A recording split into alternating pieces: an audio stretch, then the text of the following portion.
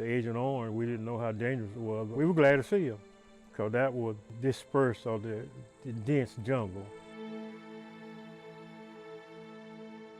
I was there during the Tet Offensive. Khe Sanh was surrounded for 77 days. To me, it was out of the frying pan into the fire.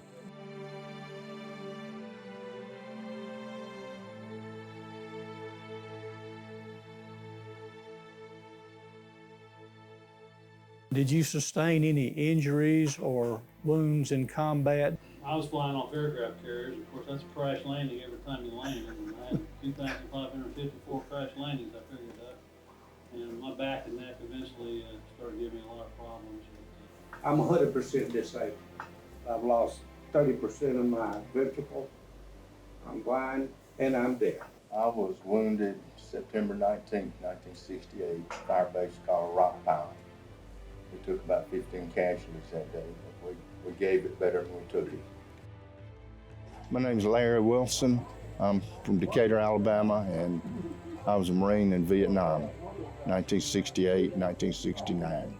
I was up around the demilitarized zone my whole tour. That is the line that divided North and South Vietnam. I was in an artillery unit which we fired fire support for basically anybody that needed artillery. Our job was to support the infantry units. I was there during the Tet Offensive. I was at Khe Sanh and got reassigned to another unit. To me, it was out of the frying pan into the fire. Khe Sanh was surrounded for 77 days. I made it to September 68 before I was wounded. Enemy artillery firing at us and we'd fire back, shrapnel, legs and hand. We had about 15 wounded that day. I guess all of us have some form of hearing loss, whether we recognize it or not. What'd you say? I got superficial wounds on the forehead and arm. When I got wounded, we lost 3 people that day. My name is George Herring. I was in Vietnam from April 1967 till September 1968. Main job was to help set up communication site. We were in and out of the trenches. This particular night, I was going to guard duty, and a friend of mine was on guard duty, and when a mortar hit, and I started running toward the bunker, then another one hit, and I got shrapnel in it and knocked me over some rocks, the cliff, and I was bleeding badly and messed my arm up, and I busted my forehead. I got sewed up by the medic, but I never applied for Purple Heart. I didn't realize that I could get a Purple Heart. And being the type of person I was, I went to airborne school, and once you go to airborne school, you're taught to be a man. And you don't whine and cry about little bruises and stuff. So I just got patched up by the medic. A few days, I was back to normal, and we had to go on recon and secure our perimeter, and we spent a lot of time being exposed to the Agent Orange. We were there when we would see the plane coming over, spraying the yellow dust, as we call it. We were glad to see him because that would disperse of the dense jungle. It'll kill a leaf, within 12 hours. The leaves dried up and they're dead. But the Agent Orange, we didn't know how dangerous it was, but it helped us out. We were able to see the area that we were patrolling in. Going back to a question about your view of the use of Agent Orange in Vietnam, if you would make any comments on that.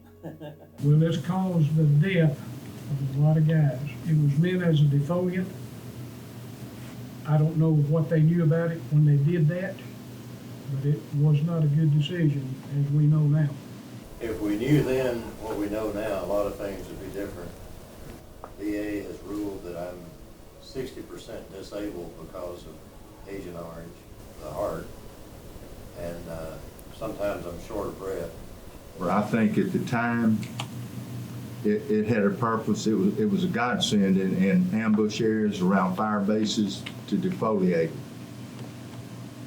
But I don't think anybody knew the long-term There was nothing used before that for that purpose. And right now, I'm making a liar out of a doctor. I'm a survivor of head and neck cancer. They gave me 3 to 5 years in 2014. I'm still here, so I made a liar out of it. But it was a tough trip too. I think I'd go back to Vietnam before I do it again. When you get to the point where you're at war, where your survival is being challenged, and you're doing everything you can to stay alive, you make decisions based upon that daily struggle. That's right. Whether you're going to live another day or not. So I guess when you're faced with a threat that wants to kill you and take over your nation, you weigh in the balance what do you have to do to win. Well Of course, said. the government, I think, made a big mistake in ignoring the consequences of That's that right. action. They should have come out right away and said, all right, we did this, it's hurting people, let's fix it, let's get them help. But they've denied it. And I think it had a lot to do with the rationale of people's feelings against the Vietnam War and the Vietnam veterans. But when I was there about 4 months, I lost all my hair. So you're 21 years old and you don't have any hair on your head, that's kind of scary. But it was the effect of some kind of agent or something out in the jungles and out in the paddocks and that sort of thing. One of the lowest moral points in the human life is to kill another human being. The Agent Orange is just one of them. It saved lives, it took lives. The point that I have with that is once we start to discover the side effects and the issues related to that, what bothers me is the slowness of the government and the denial of these things and the support of these things. That's what troubles me most. How could a government of the United States of America authorize the use of chemical warfare on children, old people? The heart of their food source is rice. And we attempted to defoliate the entire nation.